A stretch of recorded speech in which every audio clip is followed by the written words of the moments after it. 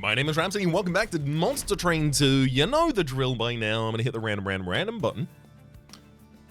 Oh boy.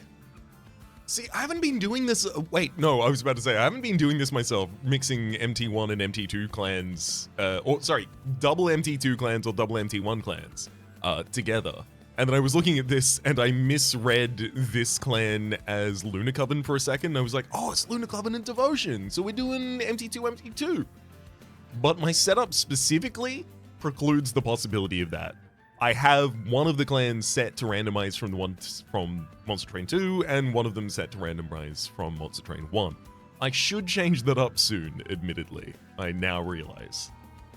For the moment though, we have 2 copies of Cuddle Hex in the base deck because we have the Stygian lead clan, and then we also have Devoted Follower. Sorry, Banished Follower. 2 copies of Upbeat Warbler, 1 size, 1 Ember, enchants the entire floor with Quick. Very good with Stygian sweep units.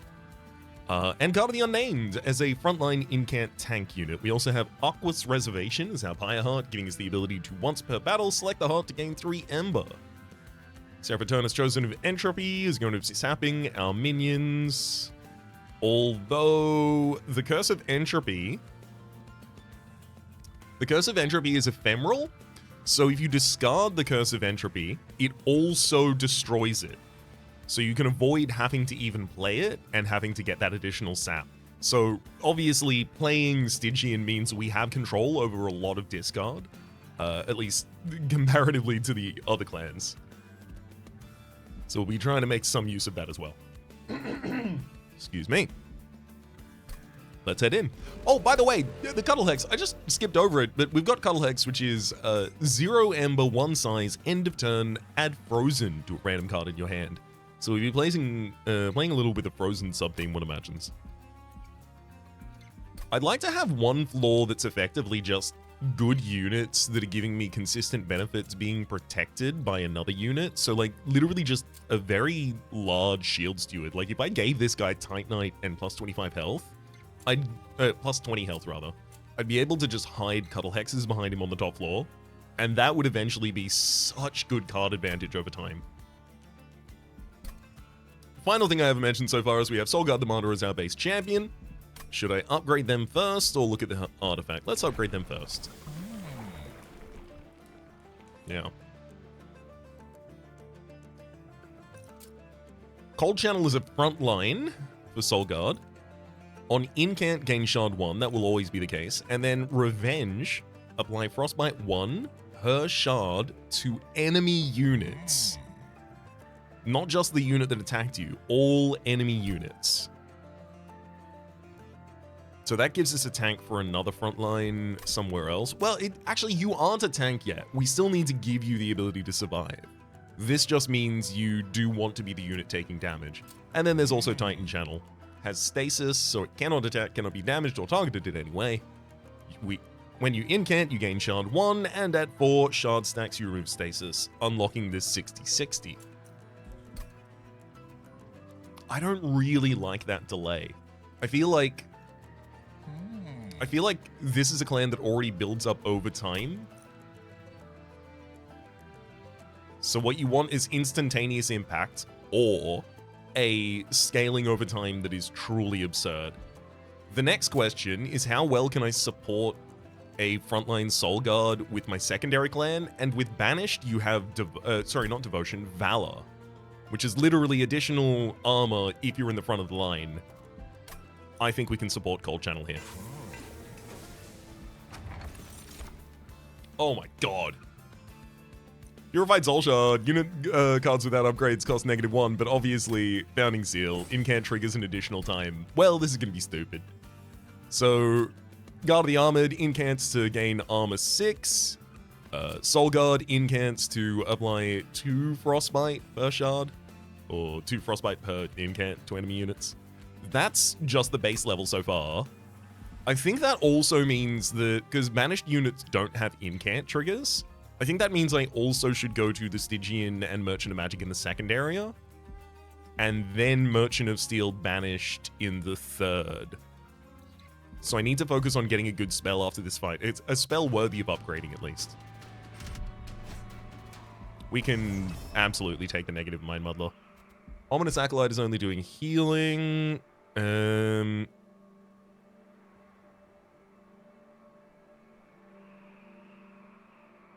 think maybe just Inspires on Soul Guard might be enough for me to be able to win its lines.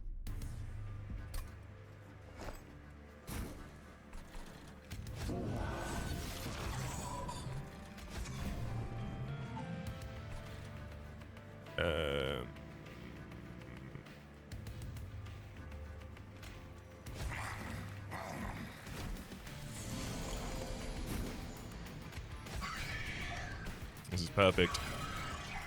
Inspire on the top floor, and then Foregone Power on the top floor.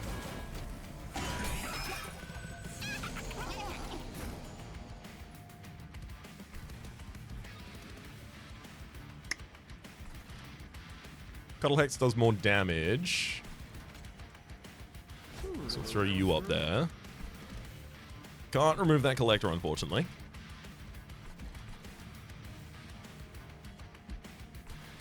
You're going to take 4 damage twice?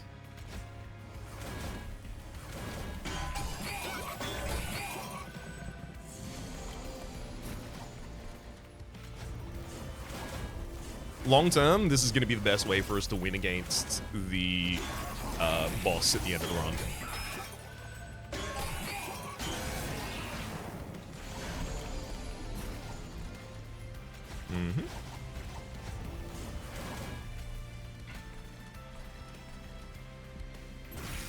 So we end up taking 8 damage to do it this way.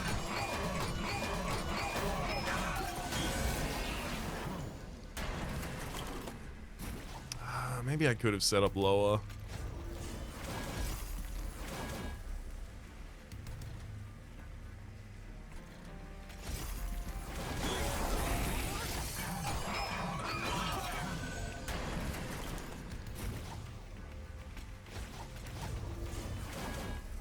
Yeah, with the God of the Unnamed getting that much armor, literally just putting units behind you would have been enough, I think.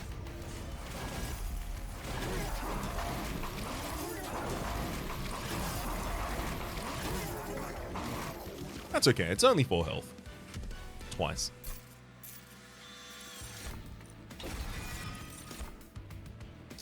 Oh, weird. We weren't offered the first pick. Instead, we just immediately got an offering token in our deck because remember the thing I said about the being able to discard the things? Also, offering token is one of the best pickups for an Incant trigger deck. Not only is it good at discarding Blights and Purges, not only is it good at discarding the Scourges as well, getting past cards that you don't really care about in your hand for that turn, but also it can play cards that have offering written on them.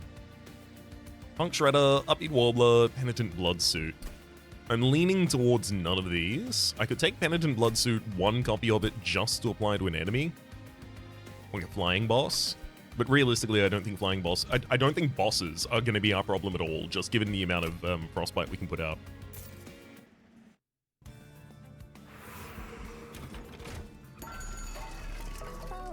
Hold over. Now we get to play the offering token every turn. Incredible. Great. Huge, big. Mega large. Great. Look, I'll -1 cost and Inspire, probably. Yeah, that's the kind of thing I wanted to see. So Corkelia is really good as a sweeping unit on a floor that will also have an Upbeat Warbler.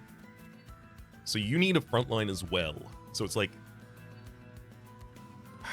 Here's the annoying thing. I want 1 big Incant floor, right? But Soul Guard and God of the Unnamed kind of contradict one another. Both of them wanting to be at the front of the line. Siren of the Sea loves being at the back of the line for an Incant build. Incredible. You need to be in this build somewhere. I think I might wait to get my Corkelia then. Because while Corkelia would be really, really good at sweeping backline units... If I can set up Soul Guard on the bottom line and then a Siren behind... Hell, I can even then fit a Warbler on that field at the moment and then just use the Inspires to support.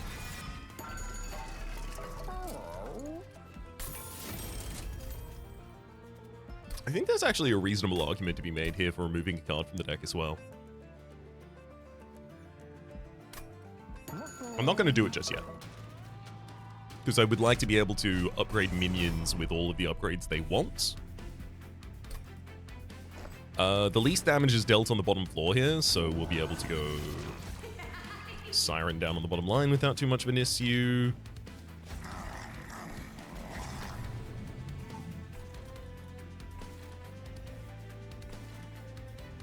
Do I play the Shield Steward there, or do I wait for a Spear Steward instead? No, I need spaces for Cuddle Hex as well. I want to pass over the Shield Steward.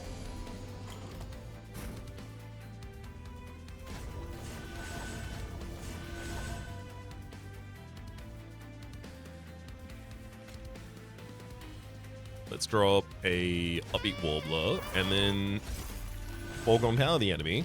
Everyone on the line dies except for the Fallen Champion. And Soul Guard, realistically, Soul Guard only getting 2 armor at the end of the turn is a little bit of an annoyance. After losing that much health.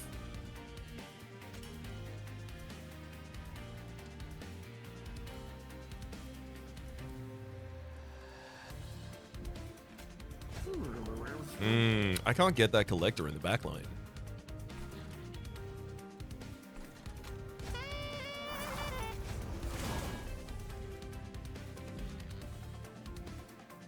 Yeah, I can only end up doing 6 damage with both of my fast units, so I can't actually get through to the Collector.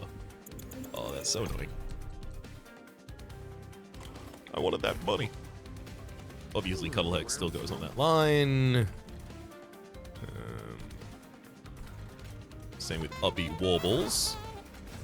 But then the Incants will head back down to the bottom.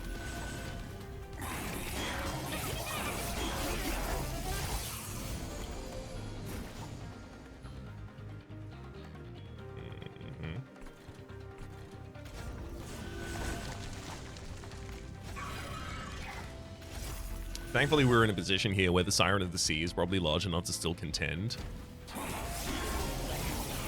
But yeah, we just saw exactly the problem.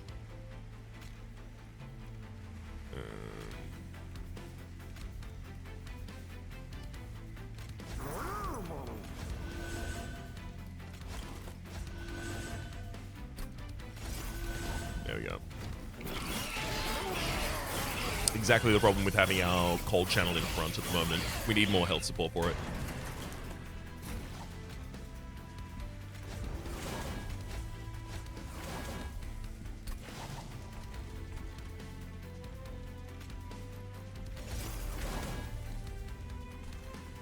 Oh, wow.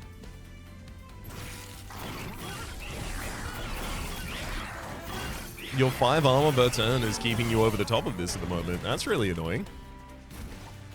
How much more of that can you do? Not enough. Got him. Woo! Oh, boy. Yeah, way more health support for our frontliner. Glacial Seal, 1 size on Incant.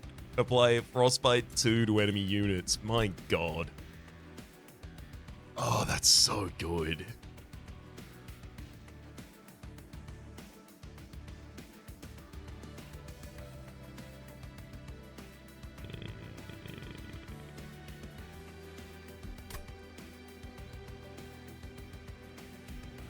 It's obviously Incant 4. I could give this ability, or I could give Dualism to this unit as well, and then make it Incant 4 by default.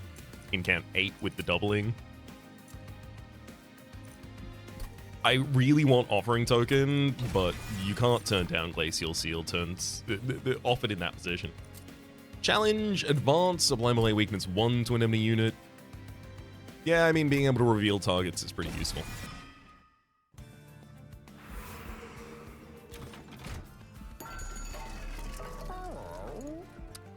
Upgrade a unit with Incant, gain armor 2.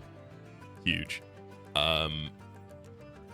Like, I could literally make Siren of the Sea my tank for the bottom line now, if I wanted to. Or I could make Guard of the Unnamed basically impossible to kill.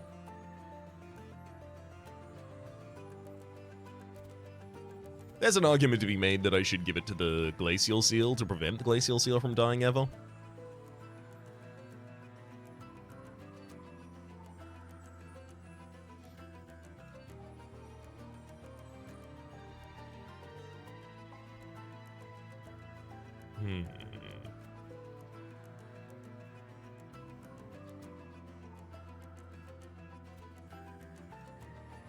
A bottom line with Guard of the Unnamed, Glacial Seal behind it, Siren of the Sea behind that, and then like Cold Channel up above is insane.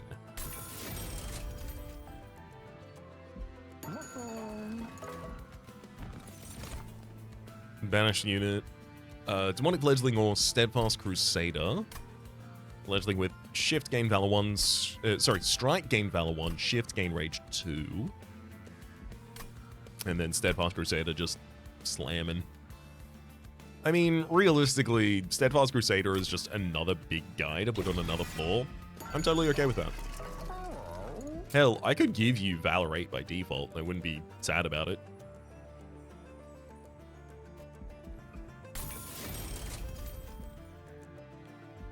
Quicken plus 10, I do feel like I could put on Siren of the Sea as well.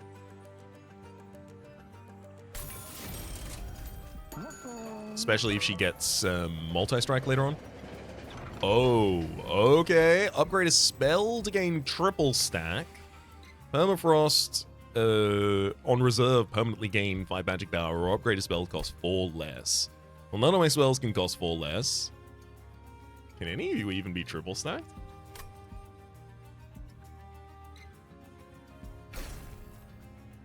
Oh my god. No, I don't want this. That's really unfortunate. I don't even have anything that can take the magic power. And -4 cost is wasted. Triple stack can give me melee weakness 3, which is not a thing that we really care that much about.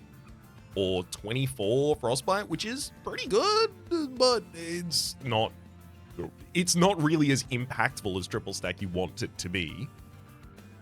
Valor 3? No. The cost of the Scourge that we have to keep with us the entire run is way too high. Archeon's going to be pushing units back. Which is going to be a little annoying for my Incant seal on the bottom line. Not going to be too annoying for the other Incant line, though.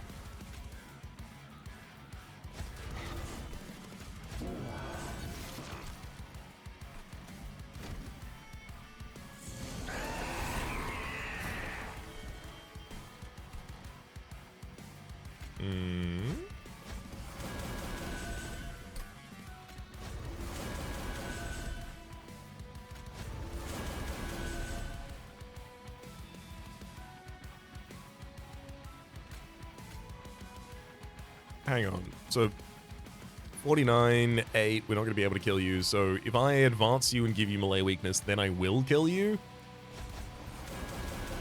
And then the Guard of the Unnamed will be able to push through damage through the next line as well. So I'll take that hit when it's on offer. Also, Steadfast Crusader, you're not going to see another enemy for at least 2 turns, so you might as well do 30 damage to Archeon.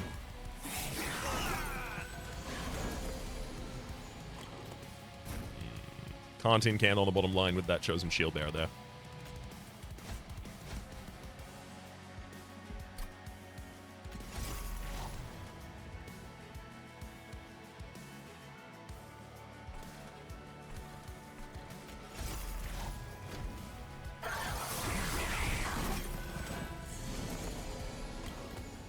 Oh, hell yeah. Perfect time to draw Glacial Seal. We'll just have our order reverted into the direction we wanted it to be. Yay! Got Alexis with damage on the top line, maybe?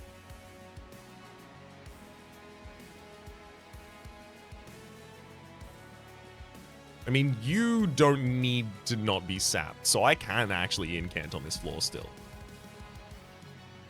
Though I really do want to do some incanting on the bottom line.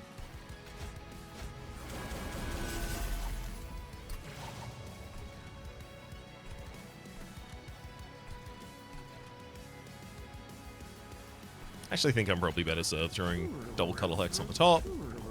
And then Single foregone power for the mid. Yeah, 4 sap on the champion. The champion with 0 damage.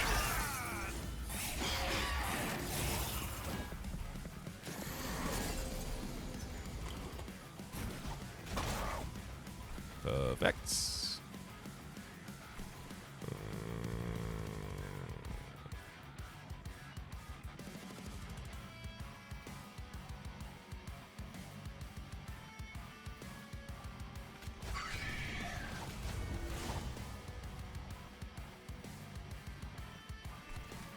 I may end up chump blocking with one of these upbeat warblers on this floor just to save some HP from Soul Guard.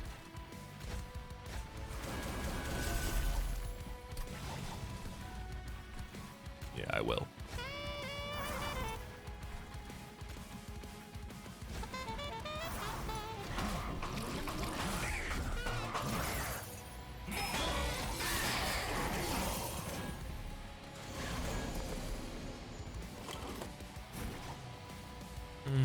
I really wanted the incanting right now for the boss.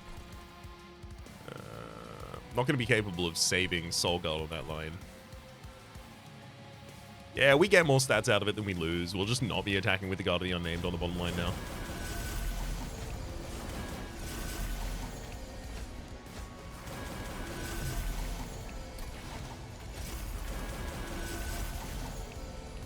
And then this will invert the order of our line there. Back to exactly what we want.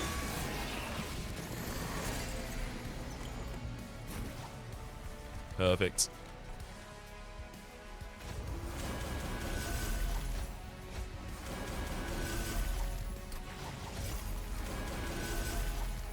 That's so much armor, buddy.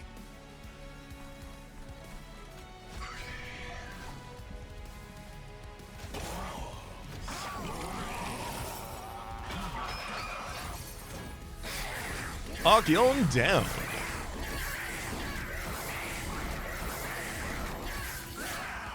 Seems pretty damn clear to me that we need draw here. Siren Song, Pyre-bound, ascend enemy units on this lore and apply daze 3. Now, I don't want to ignore taking this, because in the final fight against Dominion, this is insanely powerful.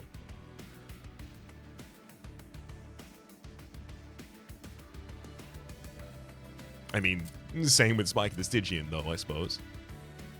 Curse Twin Blade, 2 mana, gives multi-strike to a unit on strike, -1 damage. Honestly, I think that could also go on Siren of the Sea. I could easily just take that and give that to Siren of the Sea, and I'd be very happy to have done so.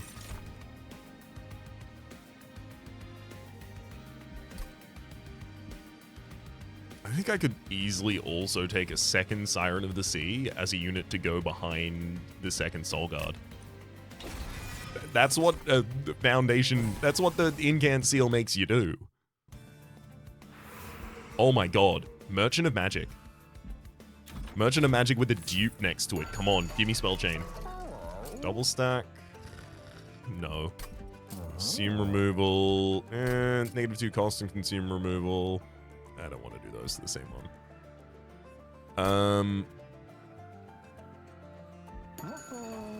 Fine.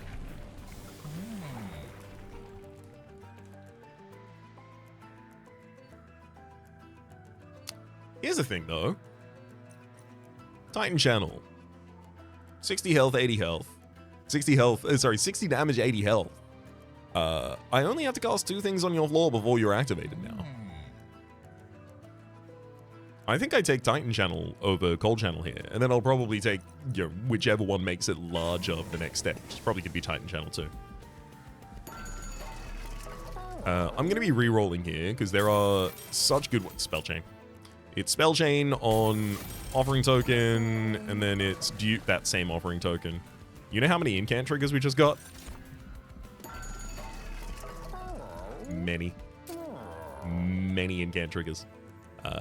Will 1 cost a Inspire, and at this point I do think I'm probably much more incentivized to remove cards from the deck, because negative card value from having too many Foregone Powers is going to be a problem now with these Offering Tokens. I would love something that just triggers on Incant. Sorry, triggers on Incant. I would love something that triggers on discard, something with the offering tag specifically.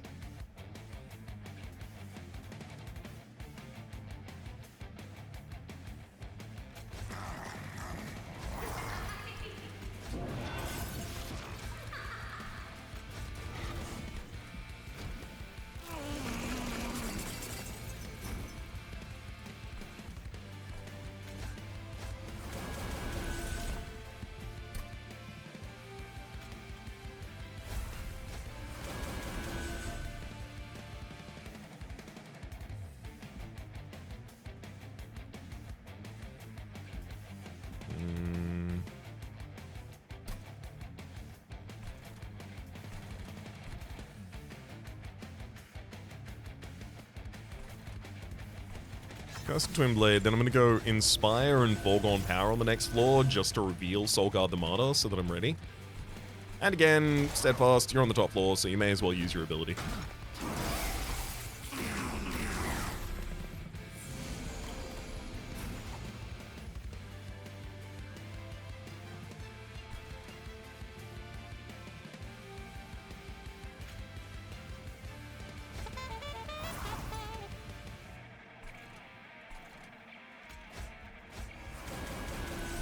There's the Incant Seal. Need to get that on the bottom line. Perfect. So now I'm capable of projecting damage to the Malevolent Hunter. This next floor is going to need to be pretty tanky because the Fallen Executioner is coming up, so I will take the opportunity to add some additional Incant triggers there. So yeah, I guess we are going to be splitting our Incant triggers amongst two floors, and that's just going to have to be okay. It's made a lot easier when I cast as many spells as I do, to be fair.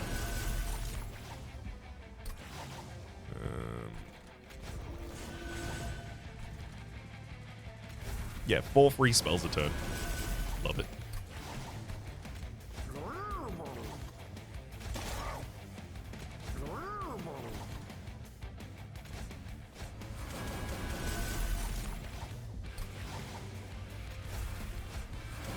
Yeah. I think Warblers have no value there. If I could zero cost a Deep Offering in this deck just to have some way to refill a hand while I'm cycling hard, oh my god. The value it would give to us. Untold amounts of value. I do need to get some Valor on that. I should probably pop all of my Valor on that second line. Because this bottom line gets damage and armor regardless. It doesn't need Valor to do that. Just the Incants will do that. Whereas this really needs that. Perfect. Damage projected.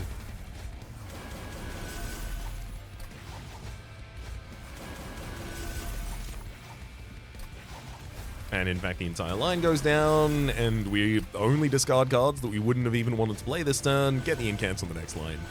We do need to also equalize out the corruption that we've collected.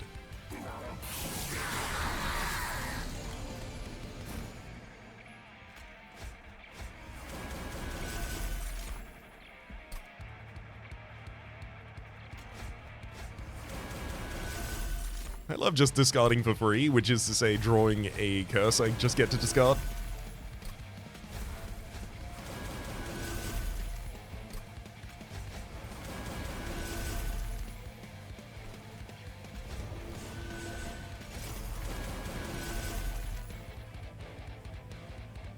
Interesting. Oh, right, the 12 damage from the corruption. I was like, we can save the damage from the God of the Unnamed if we give melee weakness to the Fallen Executioner, because then the Siren in the Sea kills it and the Malevolent Hunter. But we can't stop the corruption damage. We literally can't stop it. It doesn't even decrease each turn. Goron the Judge does not give Incant triggers. Also, I'm going to move you to the front of your party. Make you much more vulnerable. I don't want to have to fight through your friends first.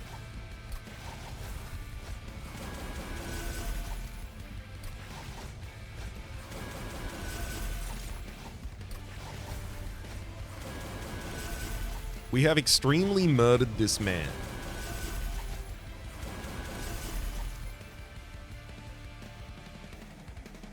Let's slow down time and see it happen.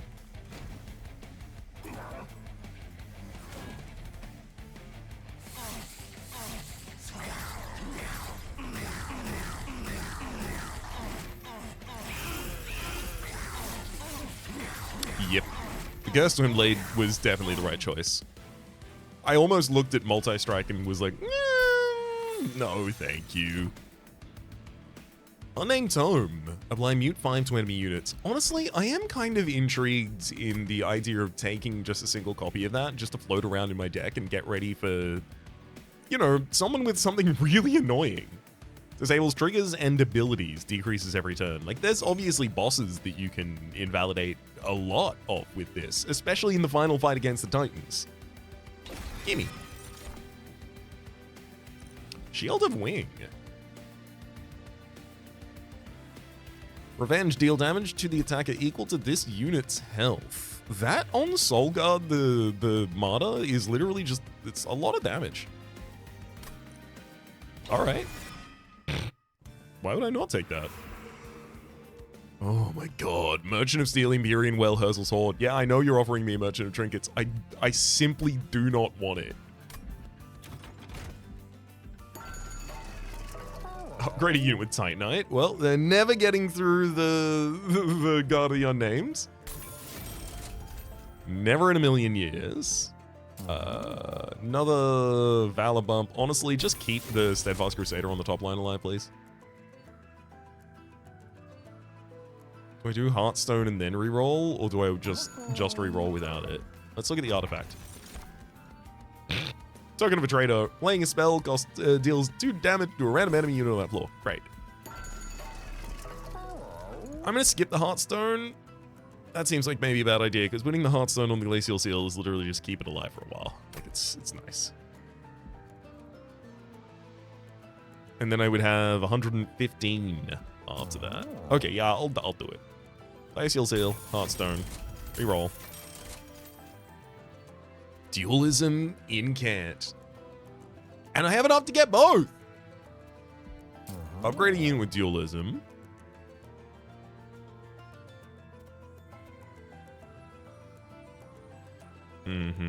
There is also multi-strike there, though.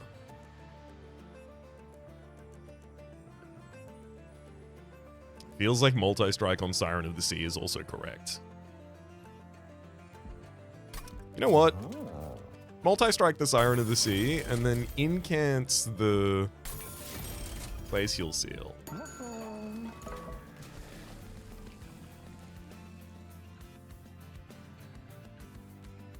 It's gonna take all of my strength to not just click the offering token again. Whoops.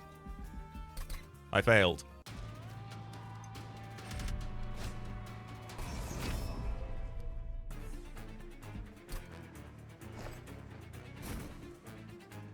Click the give me gold button, please.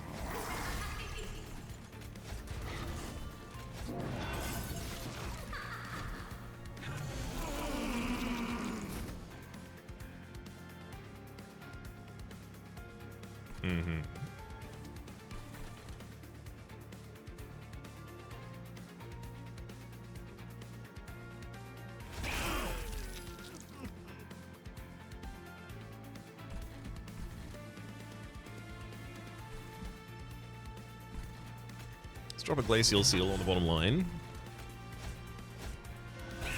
Offering tokens, Revengeful Shard, and Inspire, so that we have the ability to do something to the fort. Oh, I gotta remember, of course. Incants are doing 2 damage on the floor as well.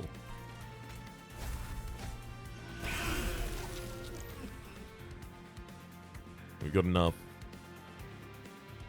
tokens on that floor now. I've also not used the Arkwit's Reservation literally once. I'm going to use it here to burn Calcified Ember.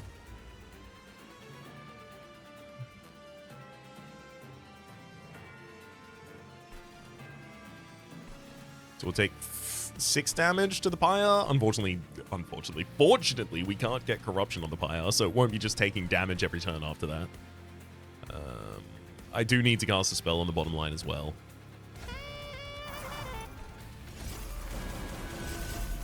It's really important, because then the Sharp-Eyed Sniper actually dies.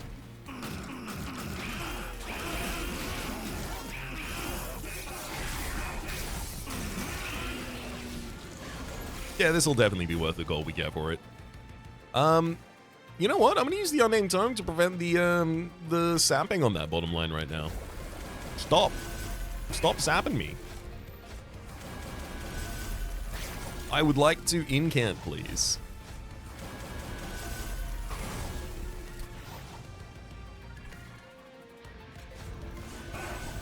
Of course, I still haven't even found any good spells for just applying Valor to a unit. That's what I really wanted this whole time. That's why I took the Soul Guard line that I did. It's literally the reasoning I used at the very start of the run. I still haven't found anything to support it. Literally, only the cards in my base deck support it so far.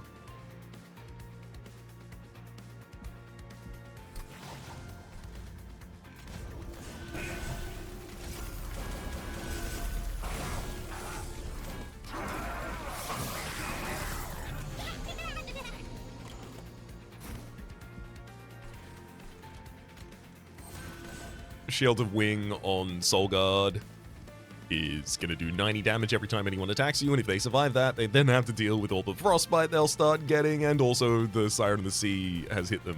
Actually, you and the Siren of the Sea hit beforehand because of the Upbeat Warbler at the moment.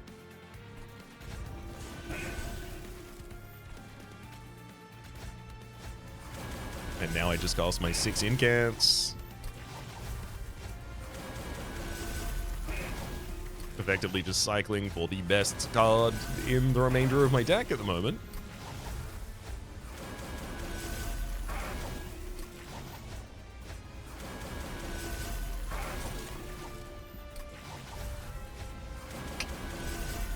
The Cursed Twin Blade, which ooh, hang on. No. I have to play a Cuddle Hex in order to have the ability to keep the Cursed Twin Blade.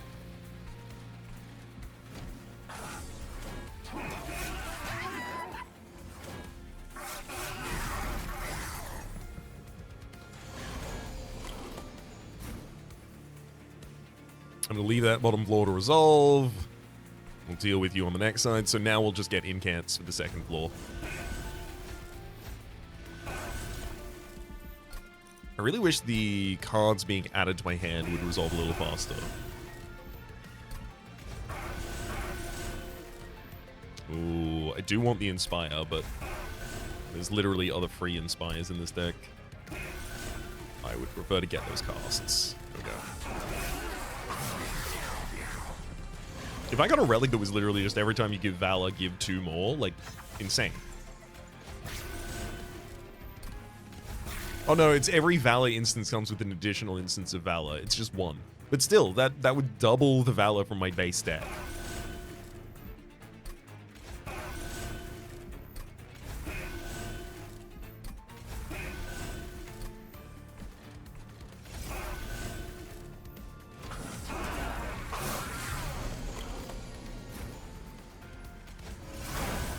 Bottom line's already done, and I haven't even started incanting down there yet.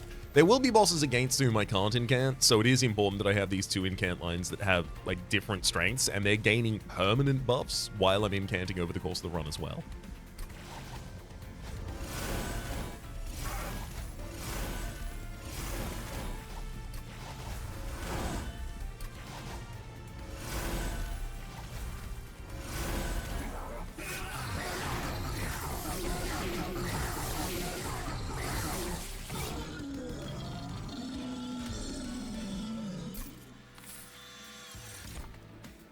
Get got.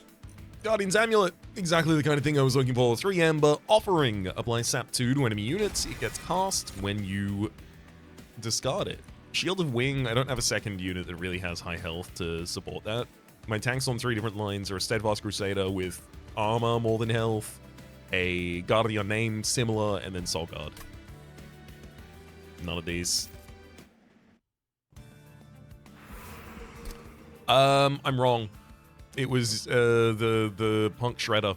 I looked at the Punk Shredder, I recognized it as an Upbeat Warbler. I didn't read it closely enough until literally I was clicking the skip. It was Enchant Grant Trample, which I don't think I really need that for range at the moment because of the presence of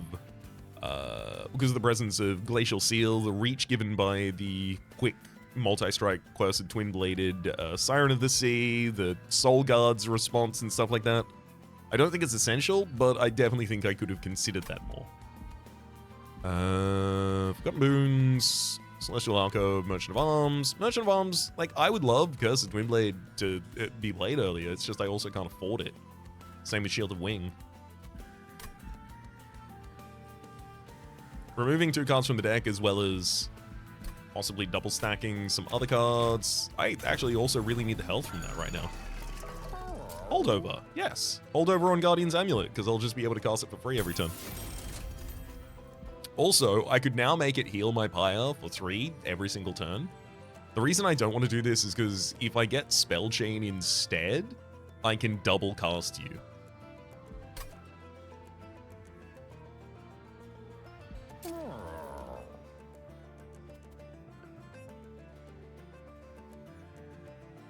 Spell Chain or Double Stack are both better hits for that Guardian's Amulet.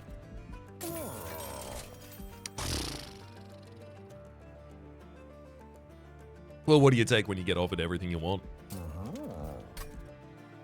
I think Spell Chain. It's another free spell every turn.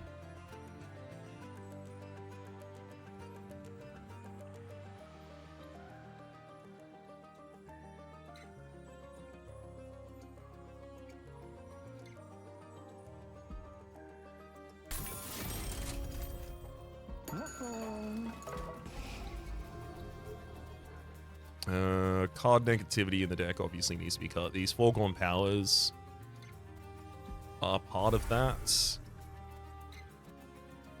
You want to play them at the end of the turn. You don't want to play before that. And Shield Stewards, honestly, are just cycling through the deck at the moment. I do need some more money for just direct removals. My god, another Merchant of Magic, Forgotten Boons, Empyrean. Well, you know exactly what I'm going to do there? I'm going to dupe the Guardian's Amulet. I'm going to do it.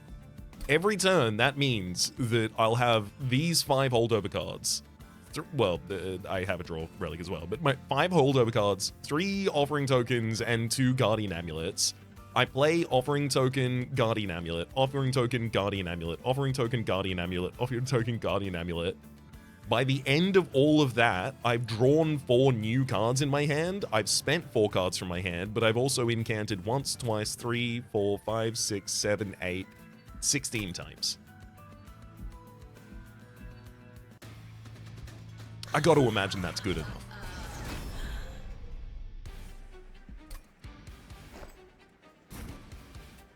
Our floors are still laid out as they were previously. I believe in that. Set up.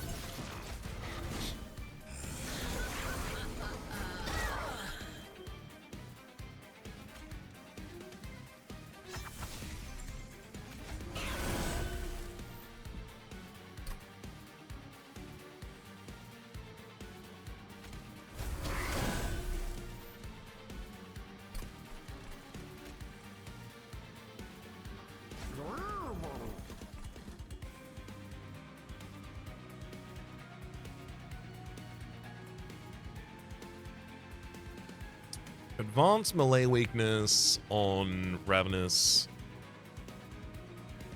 You strike for 46. 46 doubled is 92. 92, 46, 46. You definitely take out the Ravenous Zealot. The Vampiric Cherub passes its damage back to the Vicious Axe Thrower.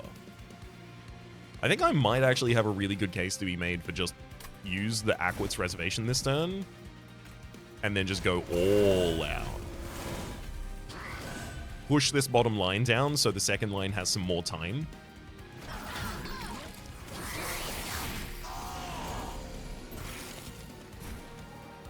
Chosen Bastion's going to be a problem. Titan Skin 15. Boss. On Resolve, you are giving that damage and lifesteal, but you don't have units that do that yet. So we're fine. Okay. Let's start off by getting our Titan alive. Welcome to the real world. Then I'll move my focus to the bottom line while I search for a face that I know. Calcified Ember, definitely getting burnt.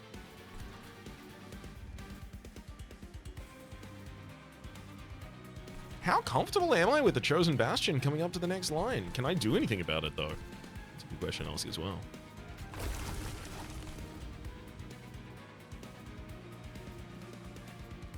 So it's enchanting Titan Skin 5 to the other units on the floor. This guy's a big bad boy.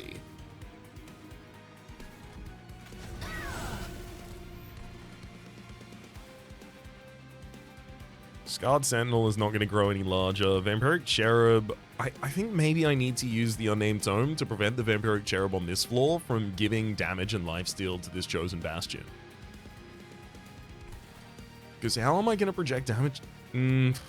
No, there's gonna be a worse line. There's gonna be a worse line. Yeah, like this one, maybe. Oh no, not this one. Glacial Seal's just come out. We're fine. Offering Token casts. Spell Chain. Offering Token casts. Spell Chain.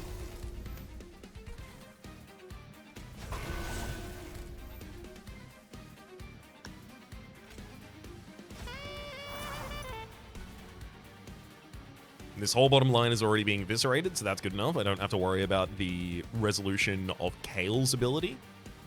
So now we'll just pivot our focus to the next line. Shield of Wing in a position where I can't play it. Damn. That's so much damage I just missed out on.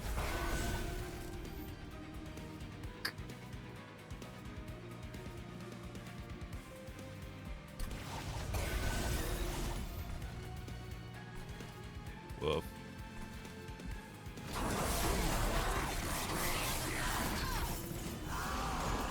Oh, that Vampiric Cherub on the top line's doing some dastardly work. That Valor wasn't appropriate for the top line, actually. I'll play that.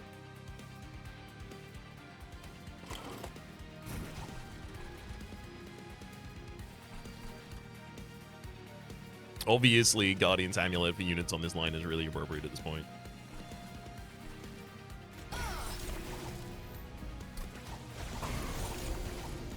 As those units appear to be going to the top line after this.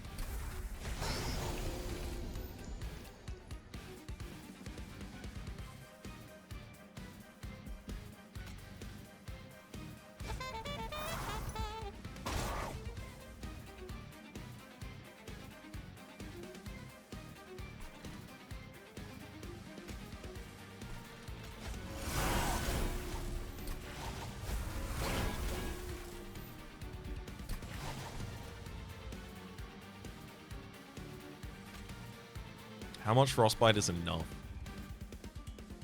God, what are you... These Chosen Bastions?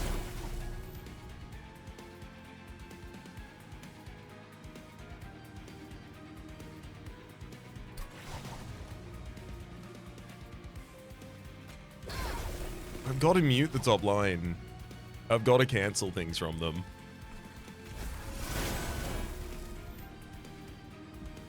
I'm just... Shield of Wing can't even do it. Shield of Wing and additional Frostbite can't even do it.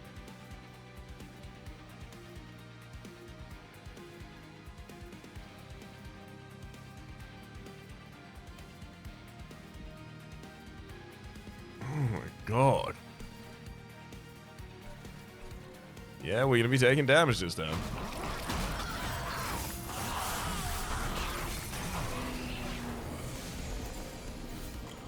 Lord, 27. Oof. Alright, let's get serious about this. Thank heck the rest of my deck is so busted that that's not going to be too much of a problem. Thank heck.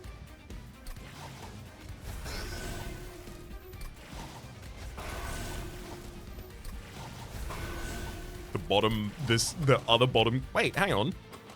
Where's my... Oh, I haven't duped the Guardian's Amulet yet. Oops. I thought I had a second copy of that already running through the deck.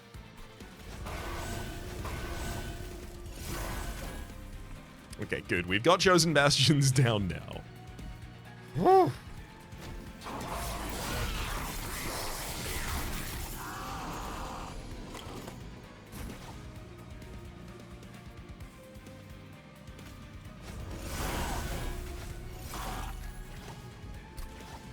Guardian's Amulet. Guardian's Amulet. And now, basically, none of the enemies are attacking. They are pacifists at this point.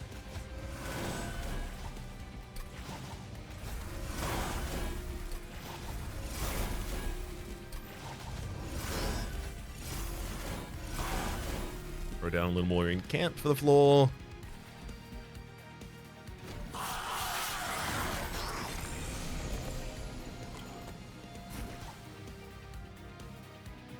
How did you clear all of the sap I just gave you?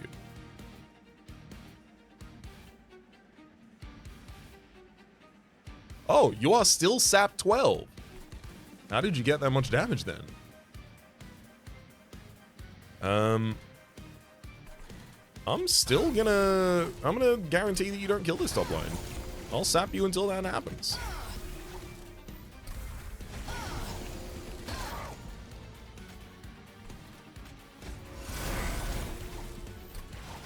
Now I can return to my standard programming.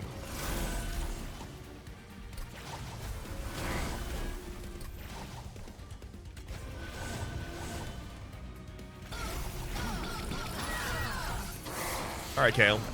Report to the bottom line for instantaneous destruction.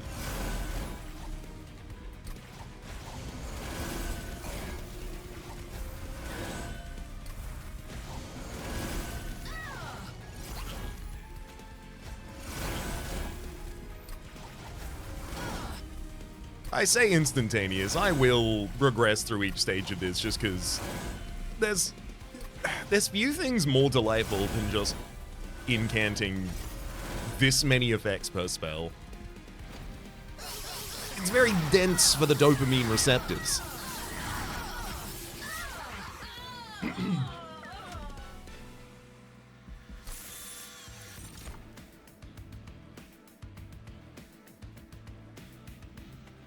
Compelling. Blood-Soaked Arena. Friendly units gain Valor 6 on Slay.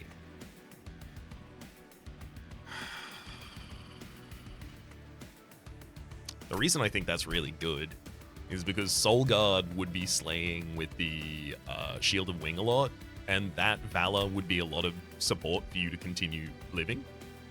Siren Song's also really good for the same reasons I indicated earlier, and Tome of the Lost Path. Ability of Flight to a single unit, I mean, that's completely fine.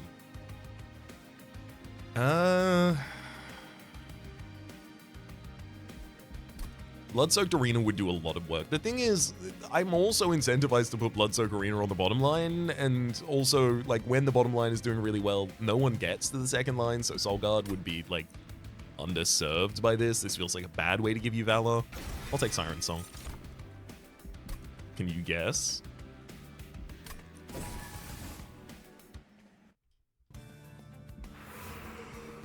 Merchant of Arms, Pyramanes, Armory. Right, Merchant Magic.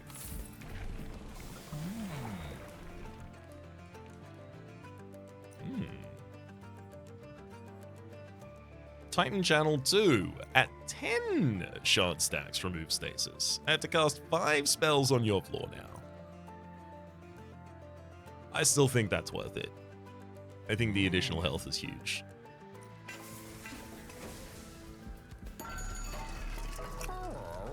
Merchant of Magic with double stack and spell chain. Oh my god. I'm gonna double stack the mute. Actually, double stack and spell chain both on Siren Song. No, I want to make you one or the other. I could daze for 12 turns on the top line, but realistically, that's not actually that good.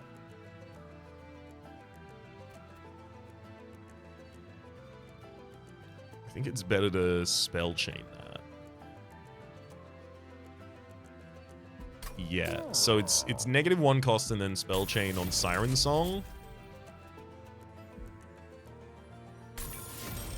And then it's double stack on Unnamed Tome. And then as for the dupe, I already told you what I was doing. That's the Guardian's Amulet. I do think I'm actually in a good position now to cut a couple more cards from this deck too. What's our next area? We're on 7 at the moment, so the next area is 8. Yeah. Okay, I gotta hold. I still gotta hold. Merchant of Trinkets on the other side of this. The one trinket might be worth more than removing 2 cards. Often is.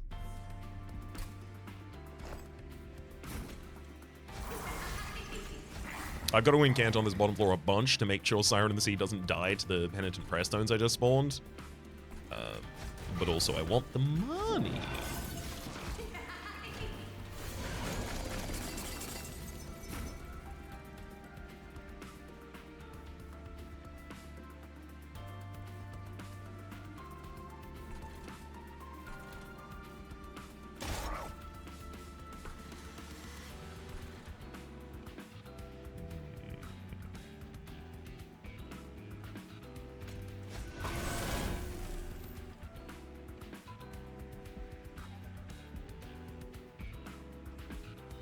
Start by discarding the cards that I know that I can't play.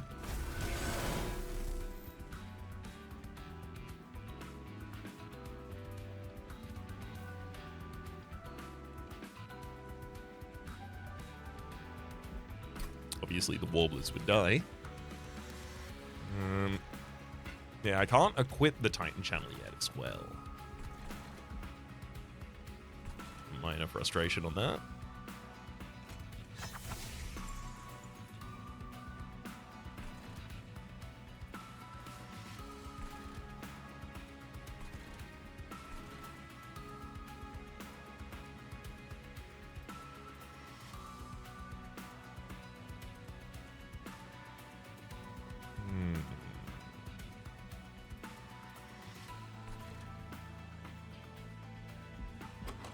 I do need to prepare some incants for the next floor as well.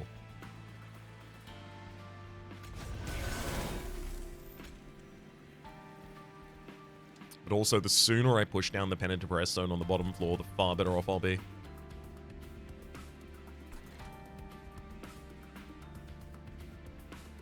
Oh! Wait, no, I don't need Aqua Reservation this turn. Oops. I was like, oh, is Ember the only reason I'm not playing the shield? No, you don't need the shield. That's the reason you're not playing the shield.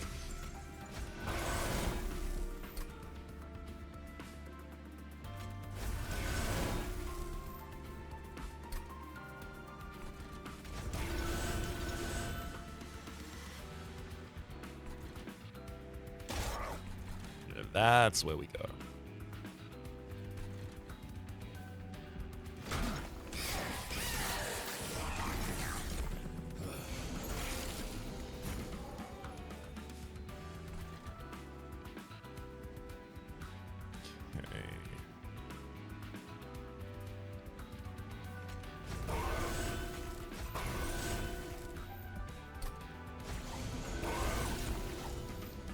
So we managed to summon him.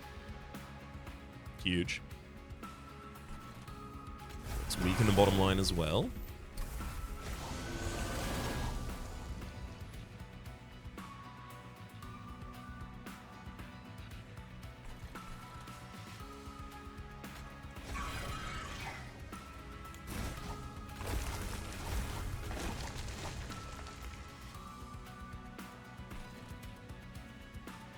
I think maybe Unnamed...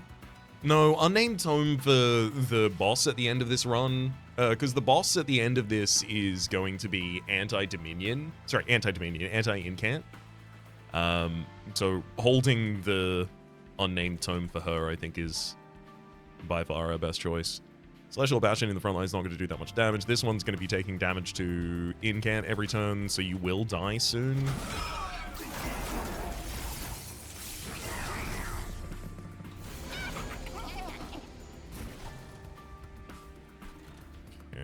Perfect. We've got the Glacial Seal, so we can start actually doing the big incants. The Avowed Gladiator with 400 health, admittedly, is probably our biggest concern.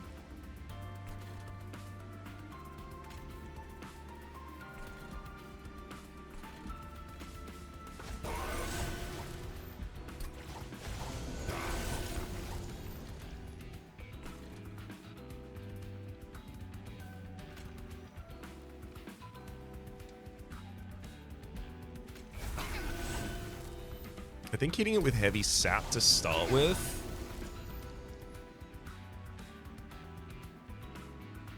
Hang on. Nope.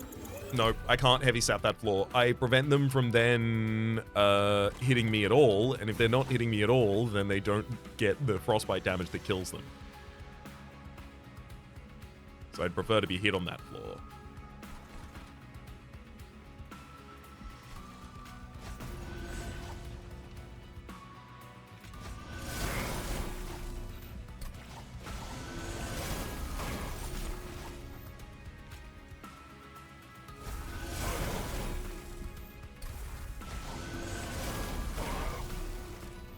Yeah, I can serve that for the bottom floor.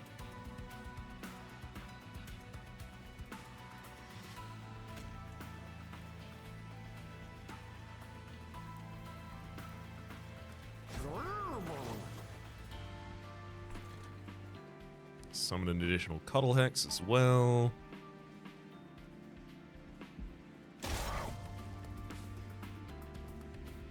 I'll take 1 7 damage instance from the Deformed Duo. Actually, it'll be 9 by the time you get up there.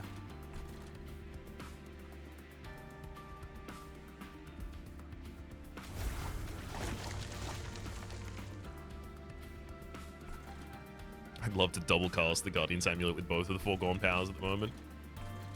What a dream. Oh! Got one of them. Oh, got the second! Insane.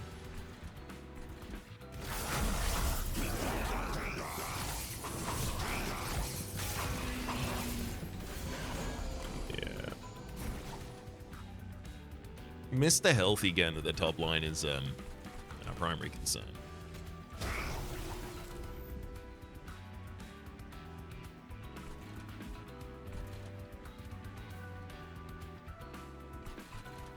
Thankfully, I can sap the ever-loving bejesus out of you. And set up... I can't set up more melee weakness, unfortunately.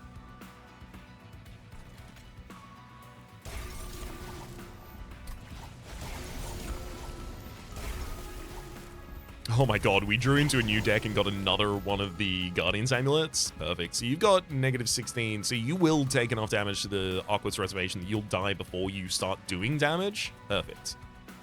Now we'll focus the bottom... Oh my god, we drew into another one of the Guardian's Amulets. Come on, draw me into an offering token. Let's go. Didn't draw me into an offering token, but I'll have to try and use my Foregone Powers to do that instead then.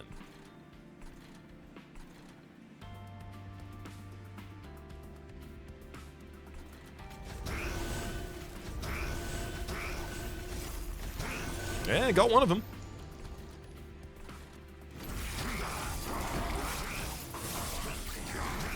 We'll cycle through the deck enough times that we will get back to the card that I care about.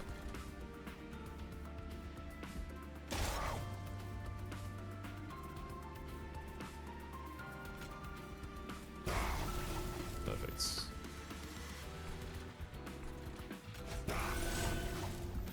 Let's go through those Guardian Amulets again. Oh, Shield of Wing! Finally, I can play it.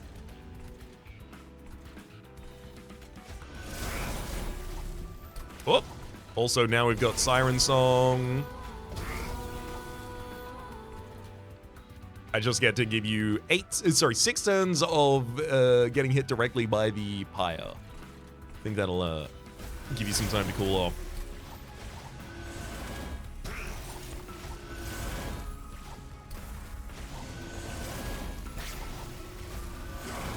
It would be so nice to have the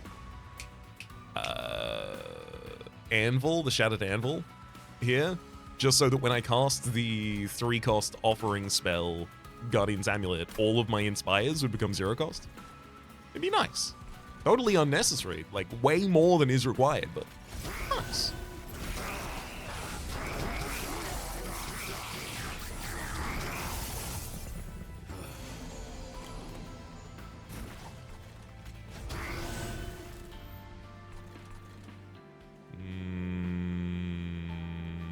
it's important that I take this damage in order to be able to deal enough frostbite to kill these enemies. I'll just let him do that.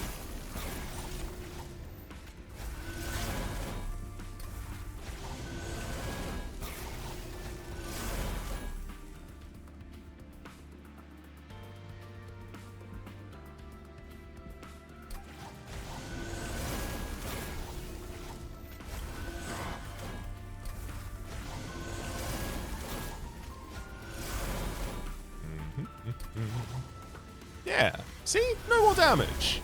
And all's right with the world. We've got an unnamed tome for literally the next turn that I need it. Whoops. Maybe it was further away than I thought it was. Well, I got it anyway. I'm not going to risk discarding it with Foregone Power, though. Cuddle Hex, Spear Steward.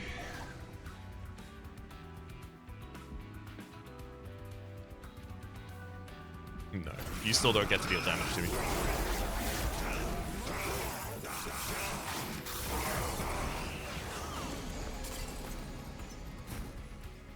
So on Incant, apply spikes 1 to enemy units. No. No. Let me Incant.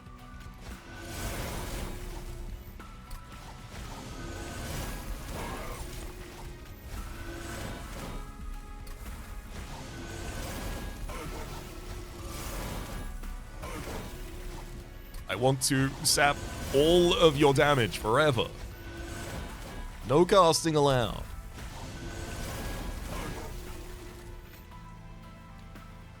I mean, Siren Song is actually just an easy card to discard at the moment.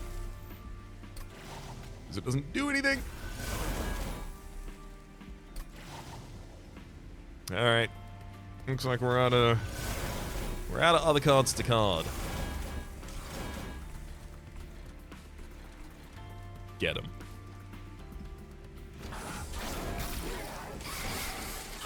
Siren of the Sea doing 300 damage 3 times each turn. Drain and Frenzied Swarm. Drain, apply sap 3 to a single target, discard a card at random. Frenzied Swarm, apply Dazed 1 to enemy units, discard your whole hand. I'm not really going to want to do that at this point. I have too much control over stuff to want to give it up. Eagle Heart. 2 Ember Consume, advance, apply Valor 5 to a friendly unit, then it attacks immediately. I mean, realistically, that's just a way to get 5 Valor on Soul Guard. It's so minor. Penitent's Death Suit, Melee Weakness, Lead Songbird. I'm gonna skip these. Give me the money. Merchant of Steel. I have to say, Merchant of Steel doesn't offer much for us. Like, upgrades for the Siren of the Sea, that's basically it at this point. Versus Merchant of Arms, which I could find a weapon that I would want to use. Realistically, I think I want to go that direction for the Pyramanes and the Empyrean Well.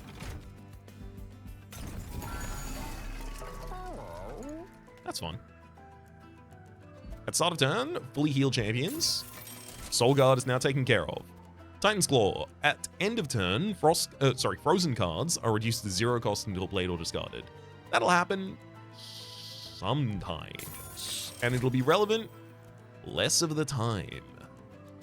Totem Fragment is apply spell weakness 2 to enemy units when they enter the room below the Pyre Room. I don't really do damage with my spells, so making them weak to my spells does nothing. Lights and Scourges cost 0, fully 3 different kinds of card in turn. Cost 1. Yep. Empyrean Well for another Guardian's Amulet, and yep.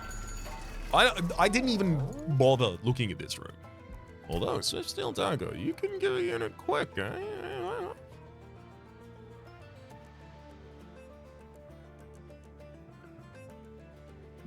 No, irrelevant.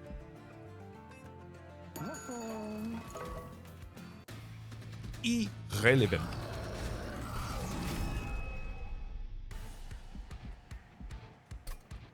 Removing more cards from the deck would have been good. Alas. I don't think it's essential.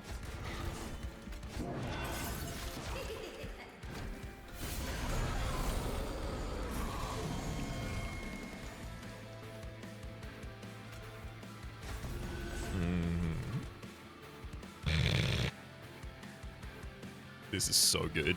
Eternus. I'm gonna ascend you in Blade Days 3. Oh, you can't be ascended, so you'll just stay there and be dazed for 3 turns, and then I'll do it to you again, because that's what we do.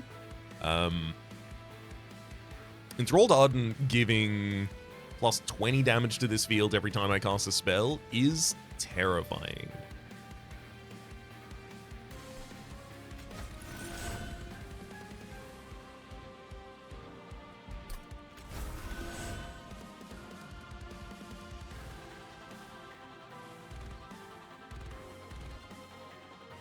Foregone Power casting a Guardian's Amulet down there would be 10 damage to all of your units, as well as -4 from all of your units. But also it would cause all of your units to die next turn, which is the most important part.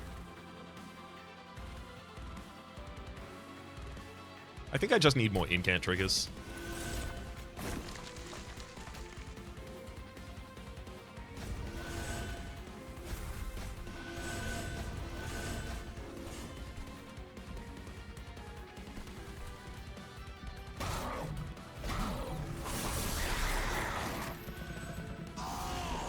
Come on! I'm gonna have to use Unnamed Tome on the bottom line. I need to be able to use my Incant triggers on this bottom line without having to worry about the fact that every floor has an Ardent that's just preventing it.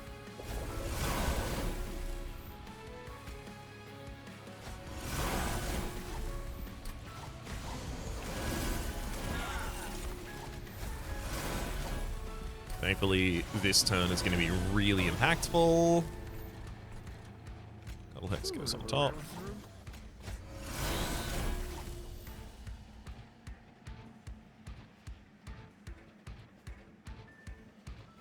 I'm not going to need 2 copies of Upbeat Warbler in hand. Speaking of, let's warble. I'd love to get to Shield of Wing here if I can.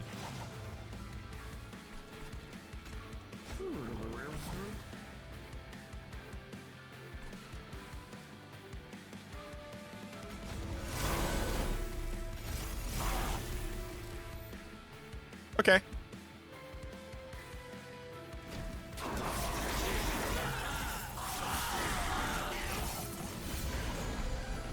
I think we managed to get our point through.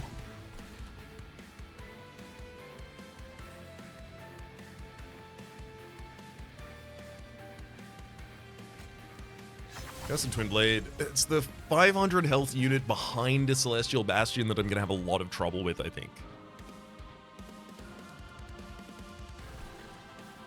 It'll be revealed for the next floor. Those Purified Souls will obviously attack Soul Guard. Those will cause some AoE damage. It's just, can I do enough damage to that unit? It basically comes off of the growth of just a single Siren of the Sea at the moment, because how am I going to project damage past it? I can't do it on the bottom floor with... I can't give it the Frostbite that it needs. Can I? Let's try this turn out a little. What if I did cast a couple of spells down here? What if I confirmed that the Enthralled Ardent would die?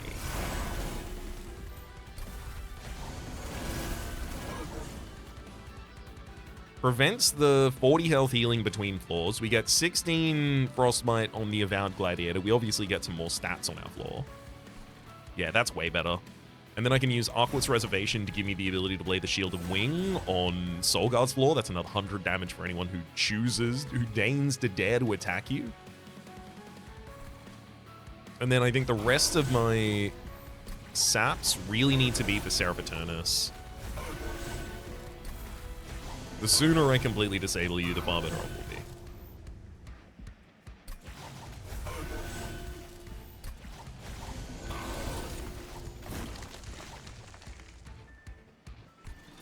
Oh, I can't even play the Shield Steward. That's really unfortunate.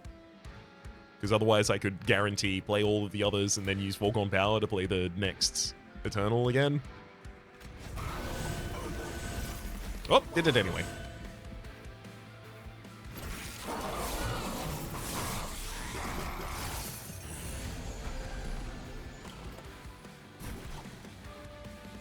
Yeah, it's this line I can't do it with. Well, actually, non-boss enemy units on all floors. There's only one other one at the moment. Maybe I incant on this bottom line.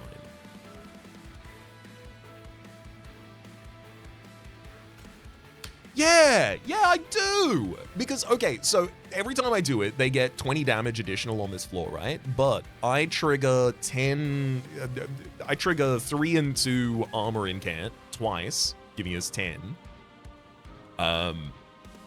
And then also I'm using a, oh no, but only half of my casts are the amulet. So on average, I'm taking 8 more damage every time I cast a spell on the bottom line. But also I'm giving +18/+18 to the Siren of the Sea, and I'm, hitting Incant through all the bottom line as well. Like, I definitely do it at least once. I can definitely afford it. It's much less costly than we otherwise would have thought.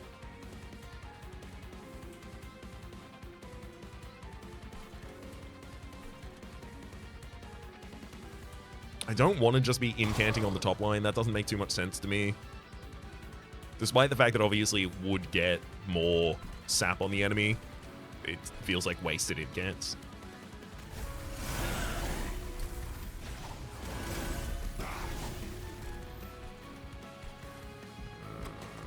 Yeah, I guess if I drew the Upbeat Warbler, I'd play it.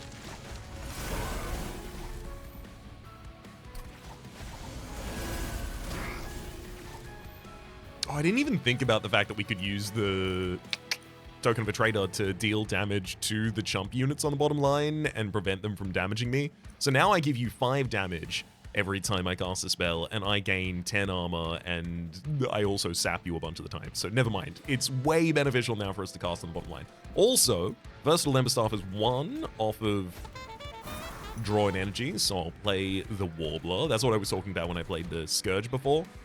I played the Scourge noting that I would have gotten 1 more unit card as well in order to play the Versatile Emberstaff.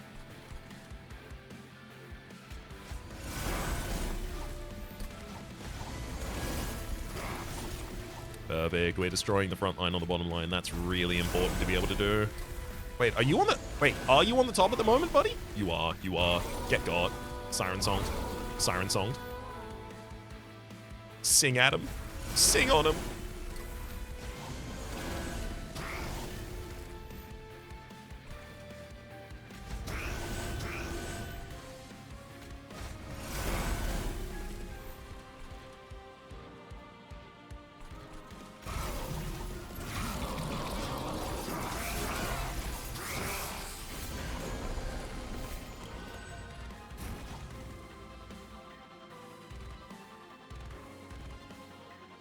Bottom floor silence, so I'm just not going to cast there. Wait, hang on. It's silence, but it's not incant prevented. So that means I still do want to play my amulets.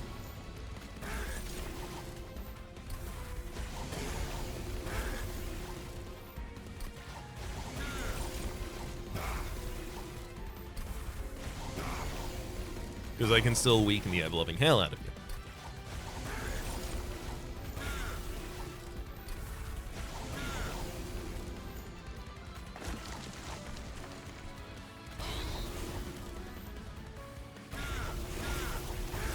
Ooh. Wrong card to be left in hand, but now it's free for the next turn. Yay! Oh no. That's annoying. Well, I can't incant on the bottom floor now because the Chosen Ardent is going to be giving damage to units that actually have the ability to hit. Well, actually, hang on. Oh no, my revenge is prevented. The revenge from Shield of Wing is prevented by the silence as well. So yeah, I'm just going to continue silencing this line. Also, if I get the ability, I'll reveal the inspiring, the Deafening Herald to damage, obviously.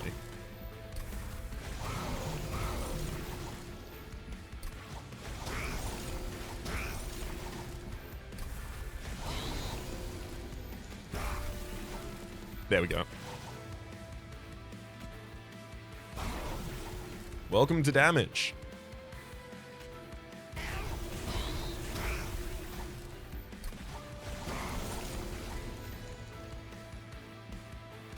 Although also, I might just cast enough spells to...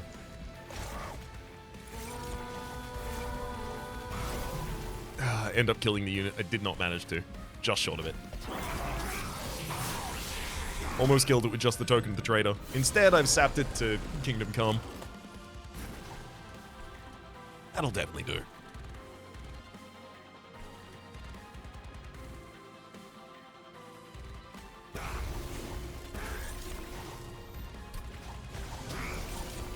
Do the same again. If you want to silence, I'm going to silence you right back. You can silence my effects. I'll silence all of your damage forever.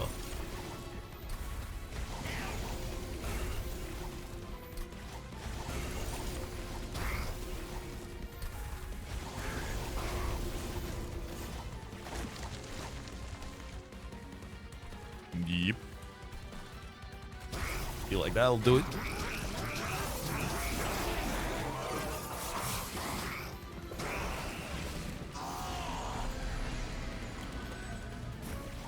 Yeah, so it will.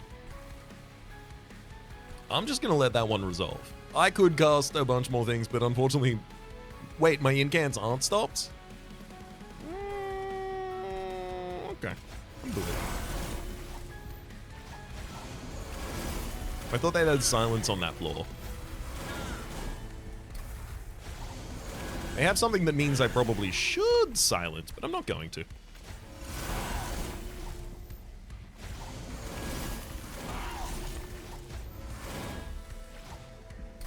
Keep getting those Guardian's amulets, buddy.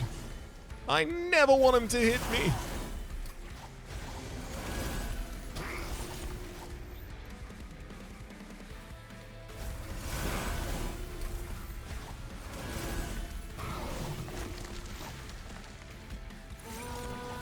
Obviously, excepting people who are currently on the floor and are ready to hit me.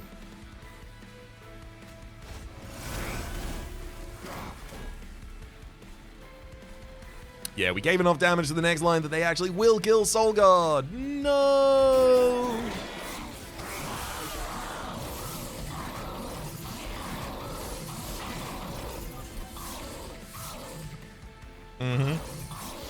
Negative 72 damage at the moment. I don't believe that the Seraph is ever going to get to do any damage to us. Bye-bye, buddy.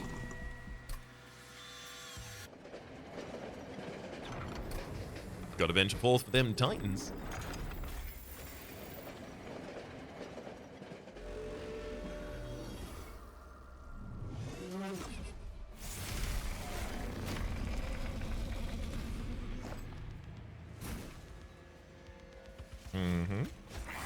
Got the unnamed, Siren of the Sea behind him, Siren of the Sea in the midline with the Soul Guard in front, Steadfast Crusader at the very top.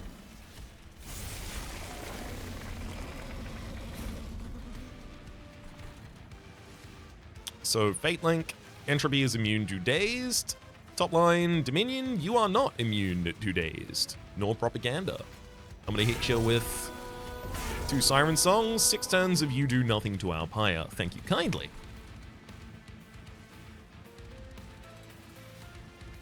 The earlier we get the Cursed Twin Blade out, the far better off we'll be. Vengeful Shard will draw a card for us as well.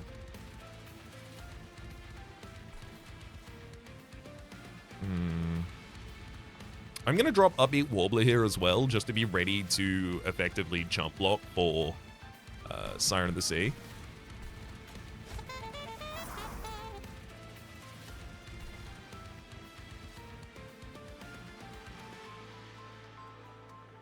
Here's the thing, if I play Foregone Power and it discards Foregone Power... Wait, you can always do that. Do I want it to be a 50-50?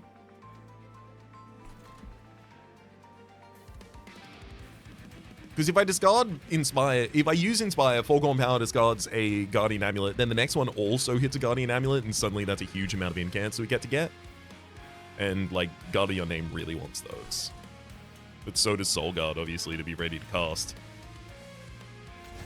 I'm gonna try it on the bottom floor because I'd be able to weaken the entropy and savagery at the same time. Damn. I'd love to keep that in hand, but we don't get to. I'm gonna have to keep it in hand. I've got to use... Was there a much better way of doing this?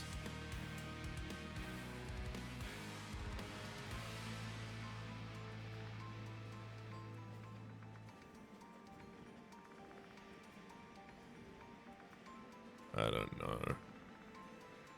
Certainly not certain. I want the holdover here to trigger, so I think weakening these enemies, hitting that holdover is really important. I'm going to be incanting on the next floor next turn. That bottom floor needs to be able to be kind of self-sufficient. At least this turn, which currently, yeah, looks like it will be. Great.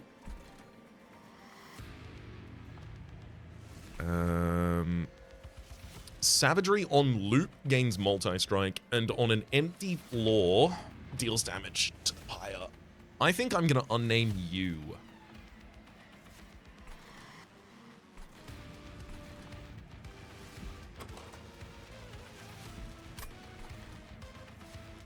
I think if I unname you, I prevent you from gaining that loop and multi-strike, I prevent you from gaining that rage, and I prevent you from dealing that damage directly to the pyre.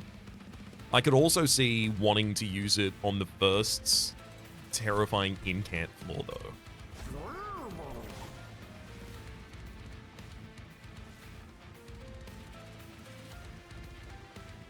I just played a unit, so if I play a spell and the Curse of Entropy here, so I will be playing the Curse, I think.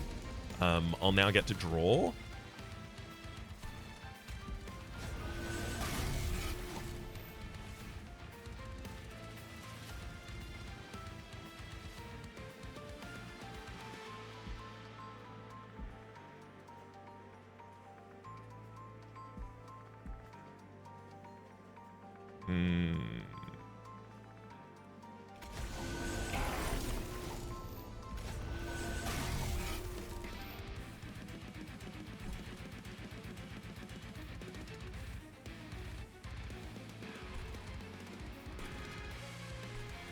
Maybe I don't want to do it on Savagery.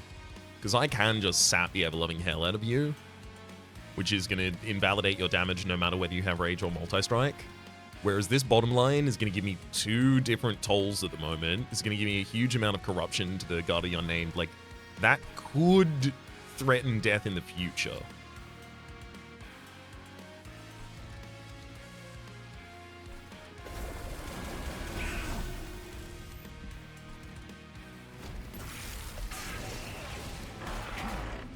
The frozen card was ephemeral, unfortunately, so I don't get to keep it.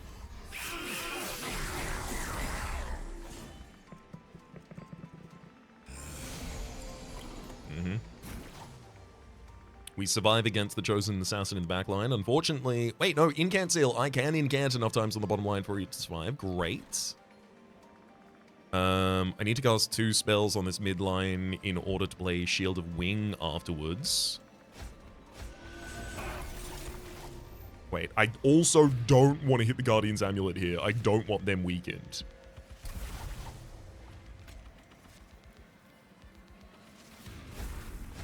It's really important, in fact, that we don't do that. Because otherwise, those units won't attack and won't get the revenge trigger.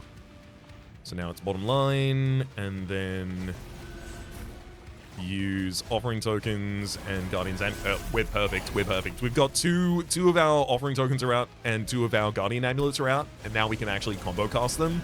It was actually really quite late that we got those, but now that we have them, everything's fine.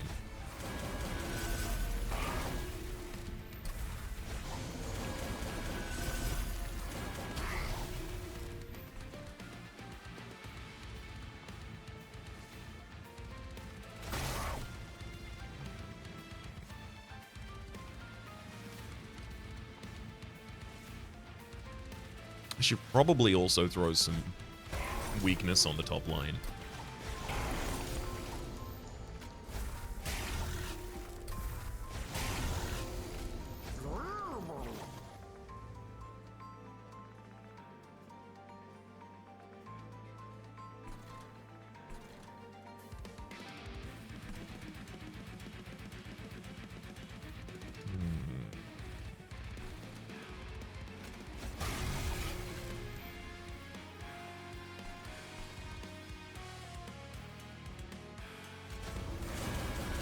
cast Inspire on the bottom line as well, push a little bit more damage on the Chosen Assassin, and then Foregone Power hits the top to cast Guardian's Amulet again, keeping the sap on Savagery.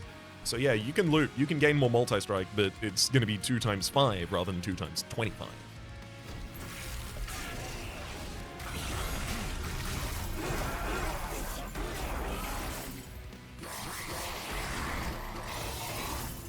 I think we've gotten over the flaws that are going to be most difficult for us.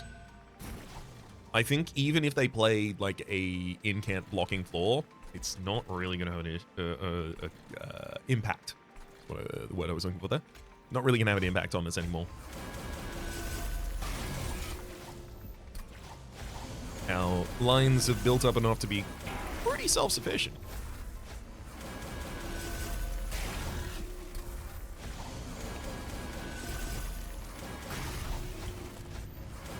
Okay, I'm going to be playing the Vengeful Shard and the Upbeat Warbler this turn, rather. Because if I Warble in mid lane, and I play the Unstable Shard, we get to draw a card.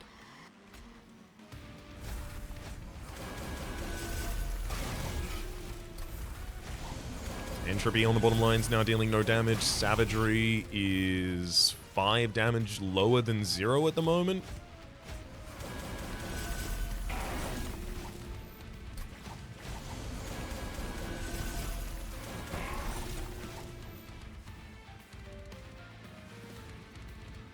I'll drop one more Guardian's Offering on this mid line so I don't have to worry about the Rage Wing doing damage. Because I actually push enough damage against these units, I don't have to let them attack me.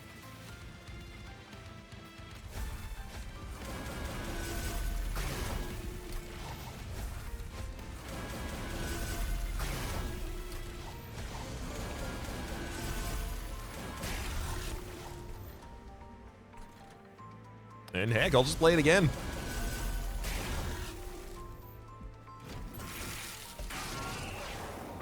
Soon we'll get back to Siren Song, and Dominion on the top line can be dazed for another 6 turns.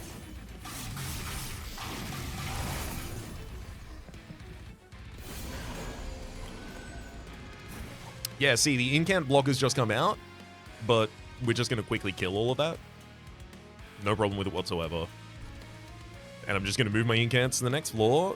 Having 2 different Incant floors so that I can toggle between which floor is using the Incants when one of them gets, like, blocked for some reason is a lot more useful than I thought it was going to be. I thought they were going to, like, cannibalize each other's results much more than they have.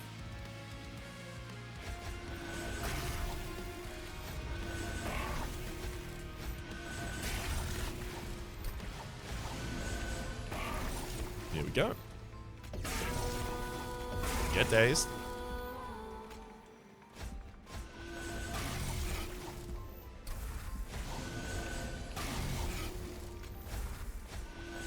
Well, let's just keep on sapping.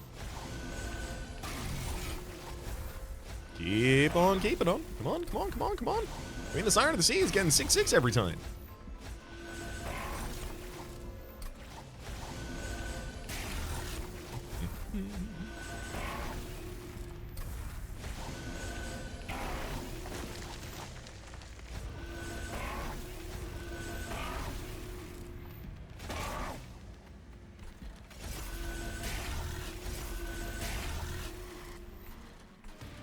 Gosh, my damage actually feels really low. Like, we really... Oh, no. I could do 300 damage to Savagery every time if I just let him actually attack on this floor, but I just removed their ability to do so. They're no longer triggering revenge triggers anymore.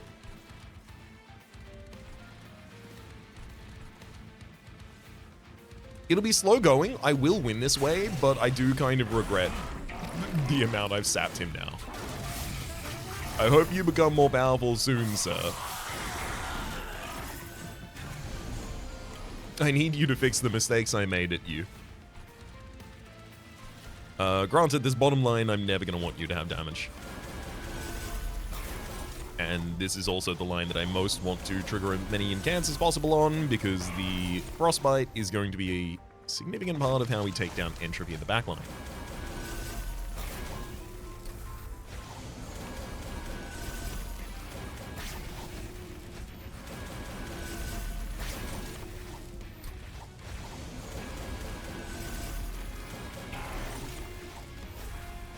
Also, when we have a free line, which we do have,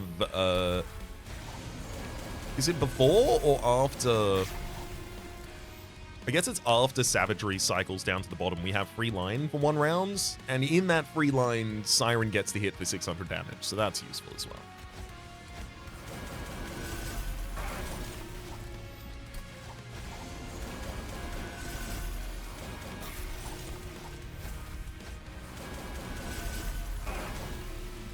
I could use the melee weakness for the Dominion on top line to cause them to die faster, but realistically, I have no problem. You are taking 100 damage every turn. I'm never scaling my damage, because with you dazed, you don't give me Pyrelight each turn, but I also don't have to play Pyrelight each turn, which, as it turns out, pretty good. I don't want another unit, another card like that chunking up my hand at the moment.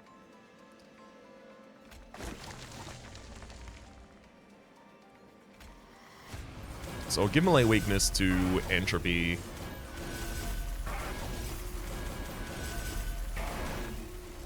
In hopes of doing another 250 damage to you the next time I have an empty floor.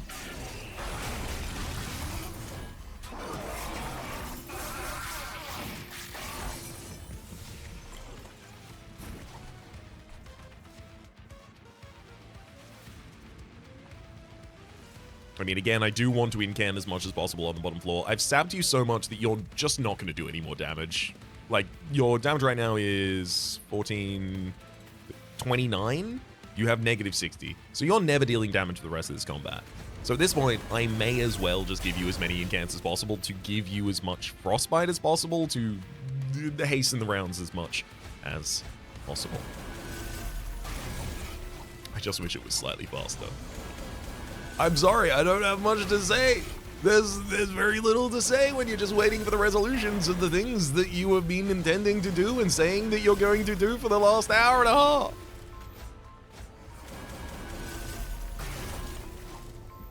At a certain point, this has to become a clicking card simulator. I feel like we are very much there.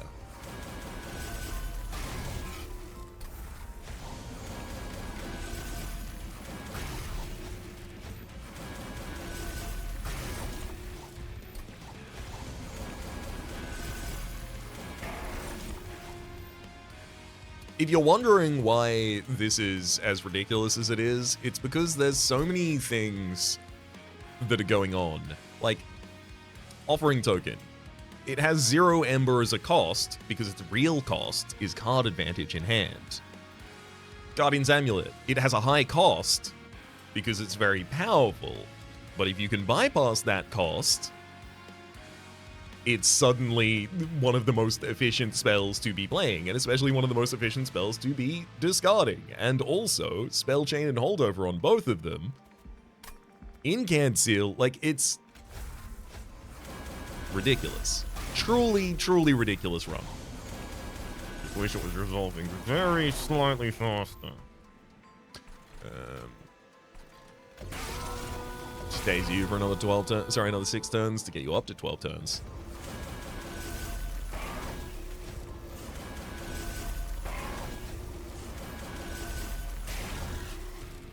There we go. Oh no, I didn't use the damage on the top line. I was supposed to use the damage on the top line. Oh no. Savagery's having a pretty harsh time of it now. There's my free line. I guess maybe I don't get a free line. Maybe it just looks like I have a free line because I destroy other enemies so quickly. Thump. Also, I do want to weaken you on the top line as well. Casting in the middle line is not especially valuable for us.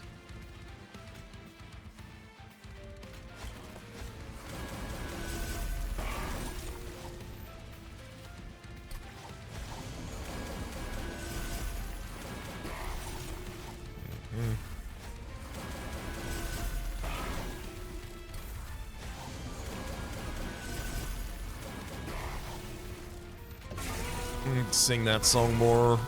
17 dazed on the top line now. Again, I could hasten the fight if that unit wasn't dazed.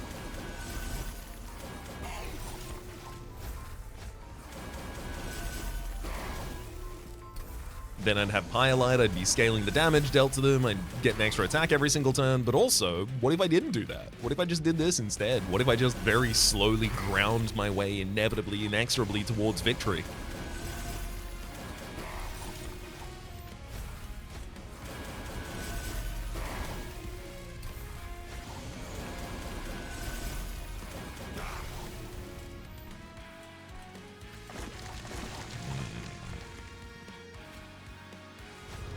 I think that'd be fun too.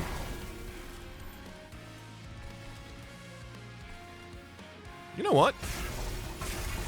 Let's stack some Frostbite on you. I don't know why I haven't been doing that yet.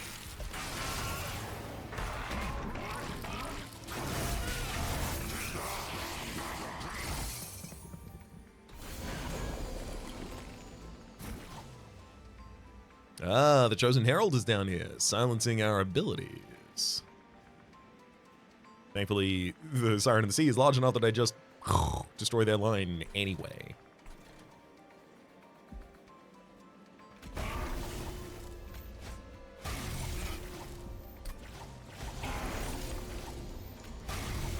I gotta weaken this top line to get rid of the damage from entropy there. Totally not essential, but I don't want to lose my Steadfast Crusader, despite the fact that that line is completely useless to me. I'd rather have it than not have it.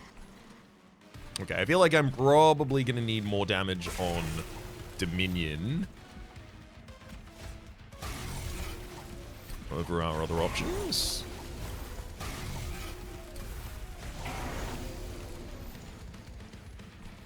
A little more inspiration here. So yeah, now even if you were taking 20 damage a turn, you would still be at neutral.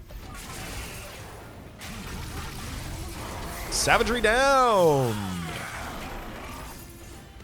Entropy's losing about 400 health a turn. Seems good to me.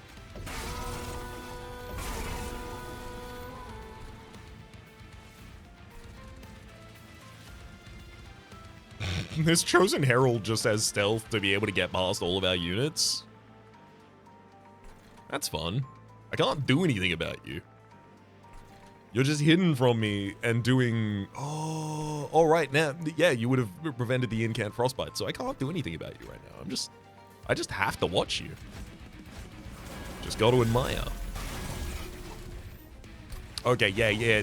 At this point, of course, now because the damage goes past Savagery, we are pushing down Entropy very easily.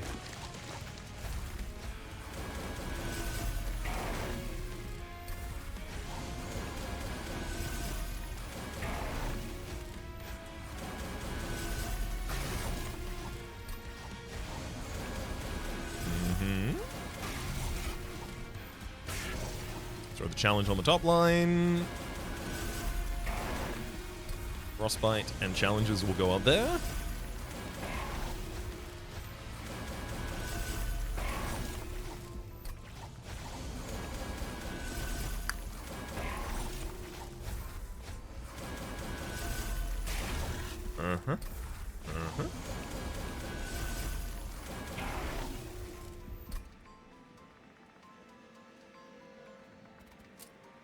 Fun.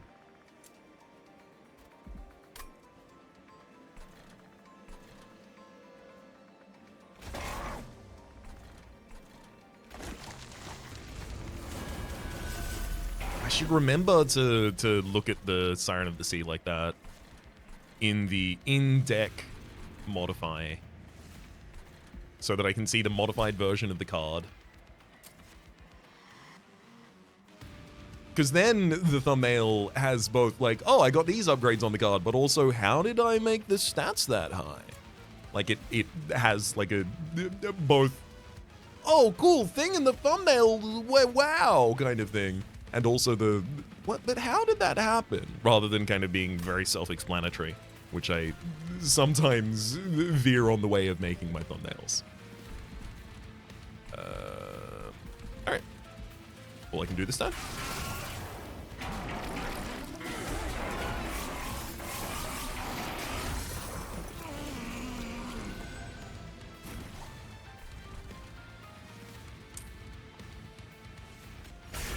Oh, I lost an offering token.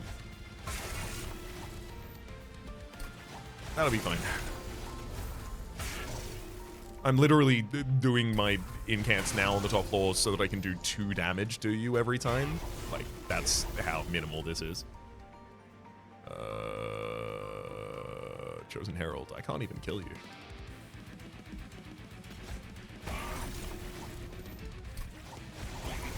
But if I sap you twice, you will die without ever doing any damage to me, so I don't have to worry about you.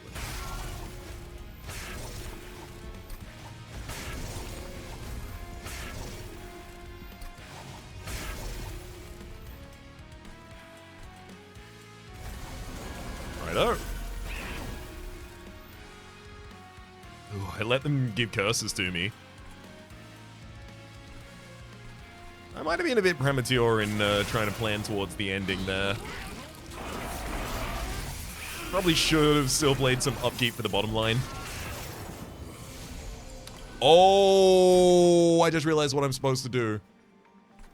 If I let units go through to the top line with no damage, they can't damage anything, but they do cause another attack from the Pyre Heart, which kills Dominion. That's how I was supposed to be taking care of Dominion this whole time. That's it.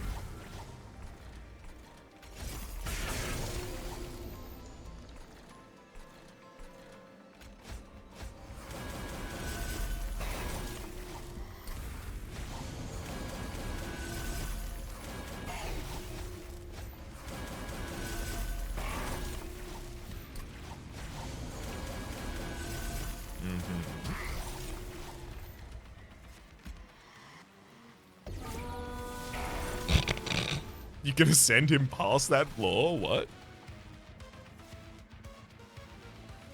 Interesting. So if you ascend Savagery at the very top, it goes through the bottom of the floor.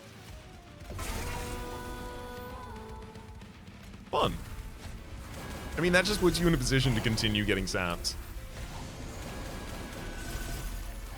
You have 5 multi-strike, but negative 126 damage.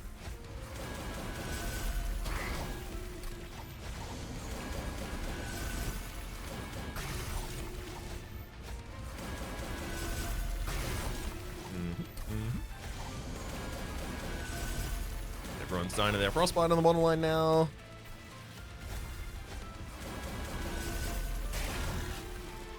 That's what we're looking for. Challenge for some more damage for our top line.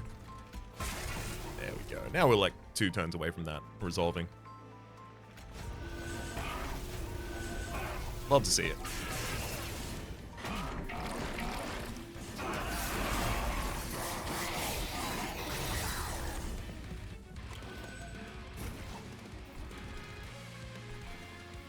I could also just end the turn 2 times right now. I feel compelled to get the incant number as high as I can.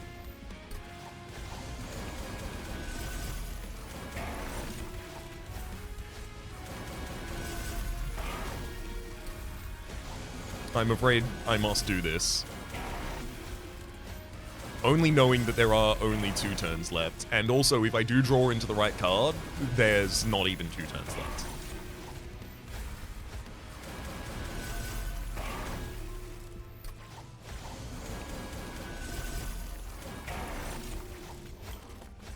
Okay, we're drawn into the new deck. I can now get rid of the Vengeful Shards.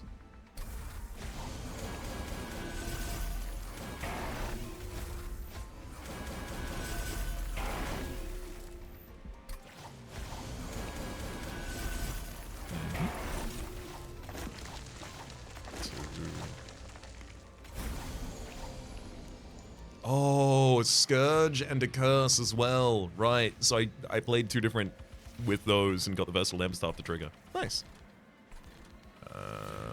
Yeah, I can't kill on the top floor, but I will be killing on the top floor next turn.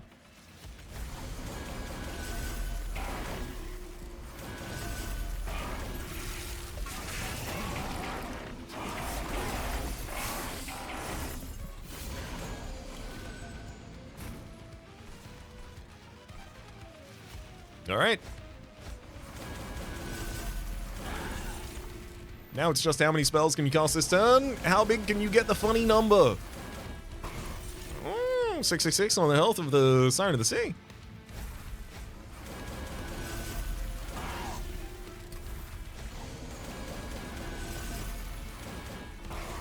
You know what?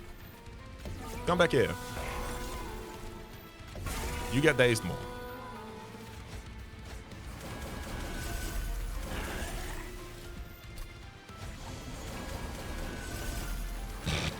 A 1,000 armor on the God of the Unnamed.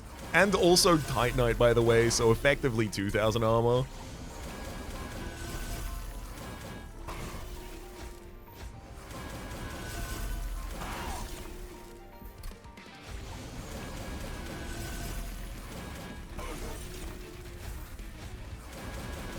Come on, we're almost out of spells.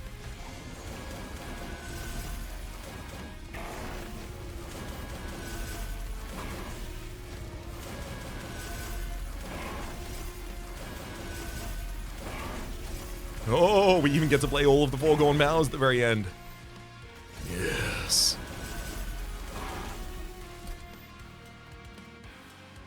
I think the Siren of the Sea might be large enough to win this fight. I think perhaps, maybe. I'll also just make it a little easier on myself. Click a couple other things that seem like they're probably going to be relevant to thumbnailing. I mean, I don't think I'm going to put that in the thumbnail nor that, but I would rather have the choice to do so. All right. Now we can let it happen.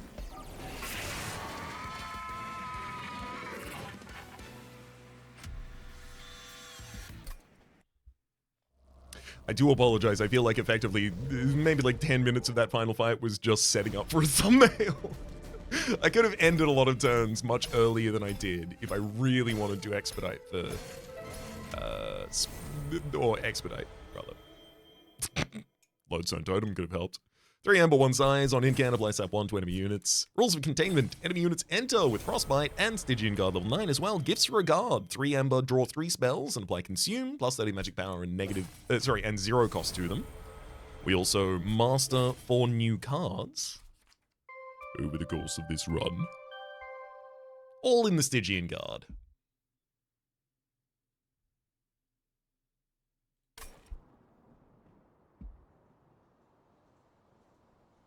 Nice. Jump back to the outpost and lament the fact that because we did not have a Monster Train 2 clan leading us, we do not get any messages here. And then I have to inform you that my name has been Rhapsody and the name of the game has been Monster Train 2. Top left has been the series playlist for all my content on the Game Pass, present, future, YouTube recommendation down below, streaming past, and the names of the people so generously supporting the Republic on patreon.com/RhapsodyPlays, at above the thank team. At or above the thank tier, and special thanks this episode to Eloise. So hopefully you all have been enjoying yourselves and hopefully see you all next time.